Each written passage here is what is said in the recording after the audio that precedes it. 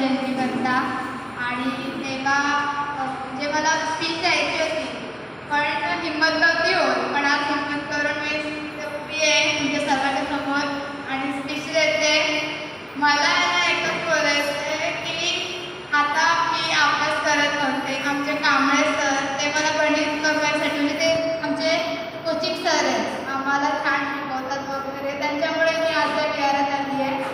आणि खरं म्हणायचं तर डॉक्टर बाबासाहेब आंबेडकर लहान असताना त्यांच्याबरोबर कोणी बोलत पण नव्हतं, राहत नव्हतं. त्यांना काय नव्हतं, त्यांच्या अभ्यासाकडे फोकस द्यायचे. पण मी अशी लहान असताना माझी कोणी बोललं नाही ना, माझ्या डोळ्यात लगेच अश्रू यायचे, माझं मन भरून यायचं की माझी कोणी बोलत नाही आहे, भांडणं आली वगैरे. पण ते सगळं ते इग्नोर करायचे, कुणाकडे ते हे नव्हते. पण जेव्हा मी लहान होते तेव्हा अनेक पॅरेंट्स भेदभाव करायचे की ते जैविक आहेत, त्यांच्याशी बोलायचं नाही. का म्हणून नाही बोलायचं? तुमचा रंग पांढरा आहे, तुमचा रंग पांढरा आहे की त्यांचा रंग हिरवा आहे, तुमचा रंग पिवळा आहे. माणूस माणूस आहे, सगळ्यांचा रंग लालच आहे. की कोणाचं काळं आहे रक्त, कोणाचं आहे नाही ना, माझं पण नाही आहे.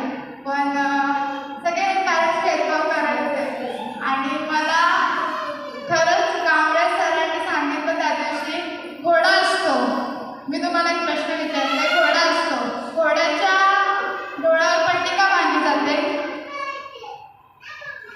का बांधली जाते घोड्याच्या डोळ्यावर पट्टी? तिकडे सगळं बोलण्यात सरळच बोलावं. हां, मग त्यांनी मला सांगितलं, तुला IPS व्हायचं आहे ना, अभ्यास करावा लागेल, मग तुला डोळ्यावरती पट्टी ठेवावी लागेल.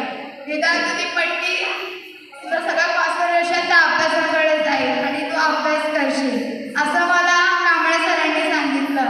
आणि मी आज आले, मला इथे सरांनी बोलायची संधी दिली, मला खूप छान वाटलं. तुमच्या सगळ्यांचे आभार मानते.